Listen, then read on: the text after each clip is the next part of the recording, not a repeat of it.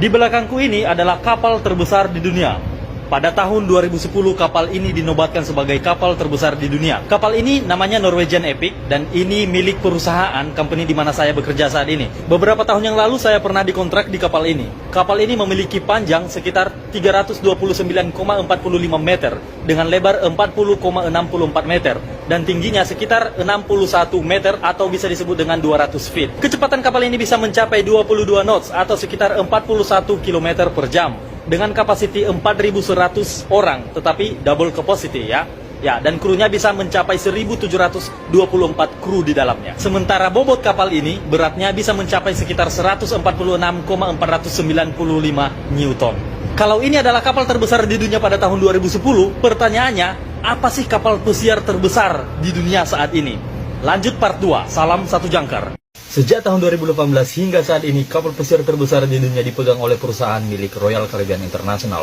Nama kapalnya adalah Symphony of the Seas. Kapal pesiar Symphony of the Seas memiliki berat sekitar 258,794 Newton dengan panjang 361,11 meter dan lebarnya 47,448 meter. Beberapa tahun yang lalu ketika saya pergi ke Meksiko, saya pernah ketemu dengan kapal yang generasi sebelum kapal ini. Nama kapalnya adalah Allure of the Seas. Sekarang mari kita bandingkan. Ini adalah bus yang panjangnya sekitar 26 feet. Dan ini adalah pesawat Airbus yang panjangnya sekitar 123 feet. Dan ini adalah kapal Titanic yang panjangnya 882 feet. Sementara Symphony of the Seas panjangnya bisa mencapai 1184 feet. Oh my god, kapal ini benar-benar kapal raksasa, panjang dan lebar. Ini disebut dengan dunia yang terapung. Salam satu jangkar. Kapal kecil yang kamu lihat ini namanya tugboat. Tugboat memang ukurannya kecil, tetapi dia bisa mendorong dan menarik kapal-kapal besar seperti kapal pesiar, kapal kargo. Ini kapal kargo yang ada di depan kita ini ukurannya cukup besar, tetapi dia bertugas untuk menarik dan mendorong kapal kargo yang besar ini keluar dari dermaga. Nih, kamu bisa lihat ya, orangnya itu tuh di depan tuh. Ayo nih, orangnya seperti ini. Dan kamu bisa lihat ini kapal gede banget. Jadi emang kalau mau manuver di tempat yang seperti ini, risikonya tinggi. Salam satu jangkar.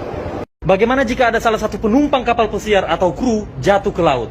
Ya, jadi sekarang kita masih di deck 7 embarkation deck. Di sini ada yang namanya life buoy atau life ring. Siapapun kalian yang melihat ada orang jatuh ke laut wajib berteriak meminta bantuan. Dan di sini di setiap sudut kapal ada yang namanya life buoy atau life ring. Nah, di sini ini adalah lampu emergency yang ketika kena air menyala otomatis. Dan di sini ada talinya juga ya. Andai saat ini aku melihat ada orang jatuh ke laut, wajib melemparkan life ring atau life buoy ke arahnya dia dan menelpon bridge atau nomor emergency yang ada di masing-masing kapal. Nah, ketika menelpon bridge, kita harus memberitahu lokasi di mana dia jatuh. Apakah di starboard side, apakah di port side, apakah di forward, bagian depan kapal, di tengah kapal, midship, atau di bagian belakang kapal, aft. Dan pastinya ada tim yang siap